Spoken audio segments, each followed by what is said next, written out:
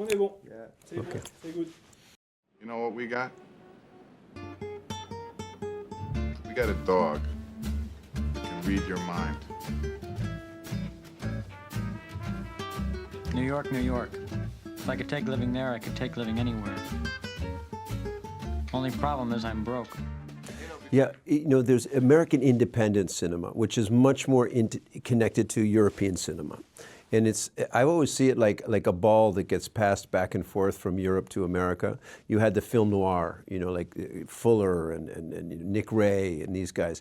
And they made certain movies after the Second World War. And they showed in France. And the critics from Cahiers du Cinéma, Jean-Luc Godard, and you have like even Melville, were very impressed with the crime movies from America. And I was very impressed by these guys. So they passed the ball back to me. So it's kind of strange. They taught me how to love American cinema. The French taught me. And I came to France when I was about 18, and I began to watch movies because Paris or France really, is the capital of cinema in terms of watching cinema. I'm so honored, for instance, coming here now. It's so great to look for full audiences of people who are not just, who really love the cinema. You know, and it's emotional for me because it's how I grew up. I love the cinema. I'm a fan of cinema. So I see the difference really being, you know, I think that in the United States, there's kind of like the best part of the United States. There's a lot of bad stuff going on, and there's always been a history of violence and whatnot. But the best part is cultures coming together to create new things, like rock and roll, jazz, you know. And so cinema at its best in the United States is when cultures come together. And I think that is represented best in New York independent film. I got a phone call from a guy named Joe. So how much do you need for this movie? No last name, just Joe. So we're gonna make a motion picture. I decided I want art to be an important part of my life. You know, I really think that art, but specifically cinema for me, is the antidote to all the toxic shit in politics. You know, I think that when you see a film from Iran, how can you go to war with Iran? It's just people like you and me. It's the same in France. Like when I came to France, you know, really Truffaut, 400 Blows, was my story. It's more my story than an American film because I grew up with my mother alone and I skipped school and I was in trouble a lot and I had a big dream to be something and I didn't know what it was going to be. And I love Jean-Pierre Léaud when he runs to the ocean at the end of that film. It went right to my heart. So French culture had a profound effect on me. You know, it's my culture in a strange way, French culture. Medium shot of an intense, mysterious, dark-haired woman. And she is an angel, literally. Joe. New York at this time was a very exciting place to be because it didn't cost a lot of money. There was a lot of rock and roll going on.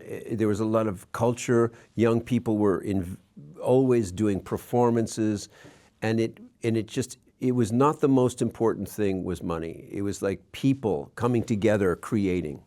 And now I would say it's really difficult in New York because in New York you need to have a lot of money. So for young people to make a change in culture, if they owe a lot of money, it's very difficult because you have to have a job. All there is a job, boulot, a job, and you have to work always and worry. You can't. There's very little time to daydream, to have des rêves, you know, the choses. And pour moi, I had a few jobs, but I was dreaming all the time, and that really helped me make this movie. And I think, you know, Jim Jarmusch, me. Spike Lee, all these filmmakers, we all knew each other. We were all dreamers, you know. We were very lucky. This is where it all comes together now, okay? Joe had this way of making people feel important. You know, when we from New York, we know he's a clown because he was in New York, he's a New Yorker, he was always a big joke. You never think he would be the president. He never pay anyone. He's always in the discotheques, dancing, doing drugs. You know, he was a joke. And we thought when he was going to be president, we thought, oh no, because we're New Yorkers, we know him, we know he's a joke. You know, he would sell you your shoes. He would take your shoes and sell them back, you know. And so, but he's obviously very clever at selling something. So he sold a bunch of bullshit, excuse my language, but he sold a lot of bullshit to the American people, but now they're I think they're tired of it. Yeah? Yeah, oh yeah. Americans are getting tired. Yes. Well, you can have confidence, I promise. I'm the next president of the United States. On the surface, he didn't look like a producer type. Strip this down, and in 20 minutes you got enough money to buy a lot of film. I had to leave 2 years ago. I was teaching, I used to run the NYU graduate film program, and I couldn't make enough money as a teacher to support my family. So I moved to a smaller town in Rhode Island called Providence, and it's a great town. It's about 3 hours from New York. Yeah. Instead of making my movie, I was living in his.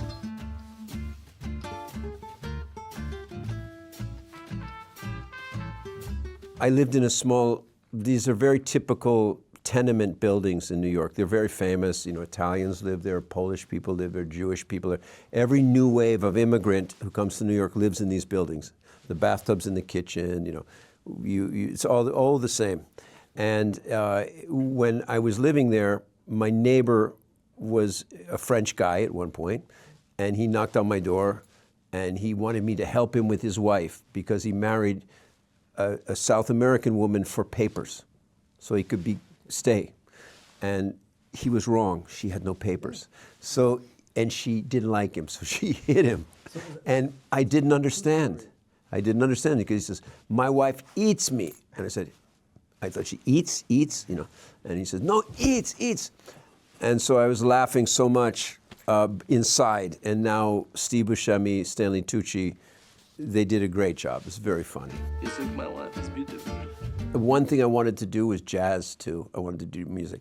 So I saw there was a Selmner saxophone, a very special saxophone.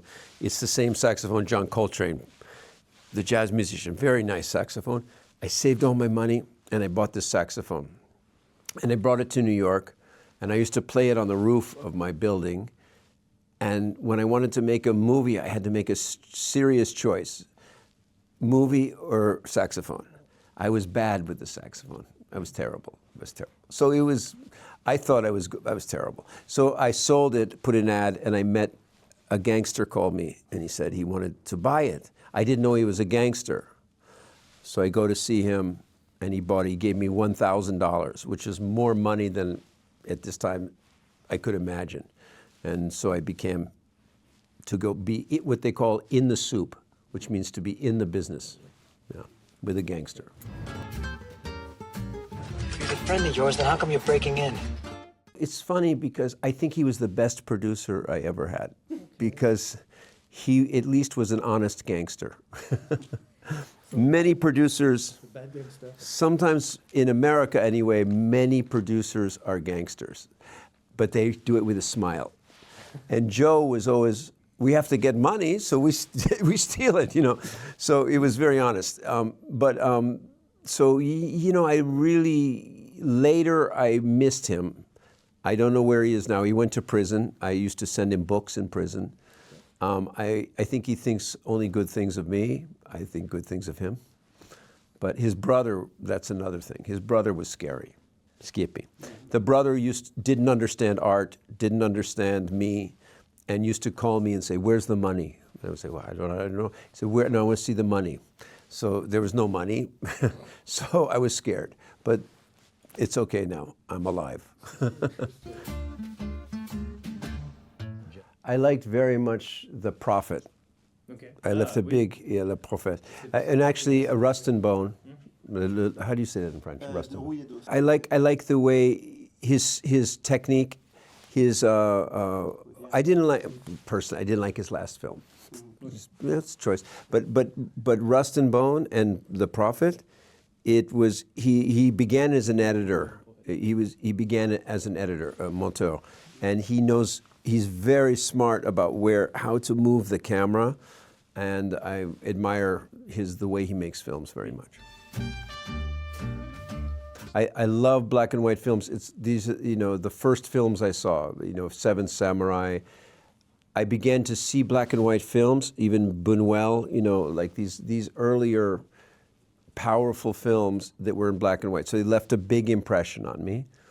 And also then economically, when you don't have much money, black and white is much easier to make beautiful. Color to organize color costs a lot of money, and I wish more people would see black and white, because if we look at if I take a photograph, if you go to a museum, you see photography black and white, it's fine, you like it. You see some color, it's nice. So cinema could be black and white. I don't understand why people don't like black and white. The pellicule was very hard to get because Kodak didn't make it anymore. There's no money for them. So they made really good color film. And if you shoot in color and you take all the color out, it was the most beautiful. Yeah. Thank you guys. Thank you. All right, man. In the Soup, une comédie d'Alexandre Rockwell. Au cinéma le 7 janvier.